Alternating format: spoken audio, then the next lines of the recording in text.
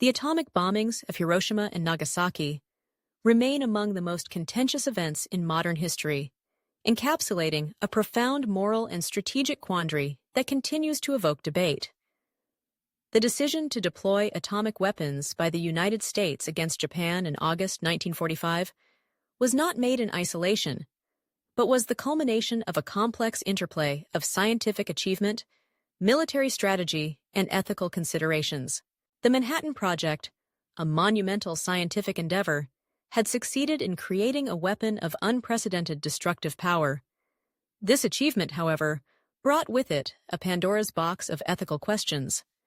The primary justification for the bombings was to bring a swift end to World War II.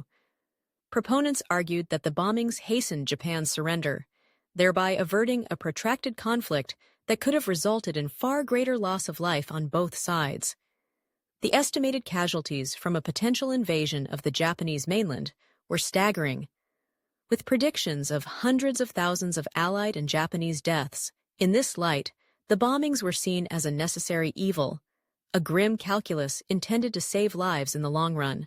Yet, the decision to target Hiroshima and Nagasaki, cities with significant civilian populations, has been heavily criticized.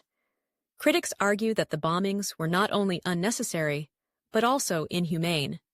They contend that Japan was already on the brink of surrender, and that other means, such as a demonstration of the bomb's power or a naval blockade, could have sufficed to end the war. The targeting of civilians, they assert, violated fundamental principles of warfare and human rights, setting a troubling precedent for future conflicts. The moral implications of using atomic weapons extend beyond the immediate devastation. The bombings ushered in the nuclear age, fundamentally altering the nature of global warfare and diplomacy. The sheer destructive capability of nuclear weapons introduced a new era of deterrence, where the threat of mutual annihilation became a cornerstone of international relations. This shift has had profound implications for global security, raising questions about the ethics of deterrence and the potential for catastrophic accidents or escalations. Moreover, the bombings have left an indelible mark on the collective consciousness of humanity. The images of the destruction and the suffering of survivors, or hibakusha, serve as stark reminders of the horrors of nuclear warfare. These events have fueled movements for disarmament and non-proliferation, underscoring the urgent need to prevent the use of nuclear weapons in future conflicts. The moral responsibility borne by those who wield such power continues to be a subject of intense debate as nations grapple with the legacy of Hiroshima and Nagasaki. In examining the arguments for and against the bombings, it is crucial to consider the context of the time.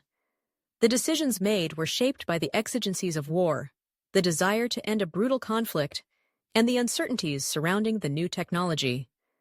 However, hindsight allows us to reflect on these choices with a more critical eye, recognizing both the strategic imperatives and the profound ethical dilemmas they entailed.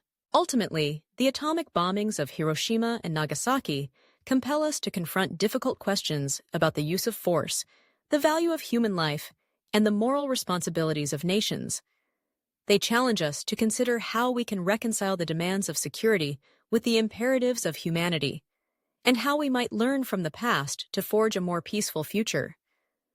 As we continue to grapple with these issues, the legacy of these events serves as both a warning and a call to action, reminding us of the stakes involved in the choices we make as a global community.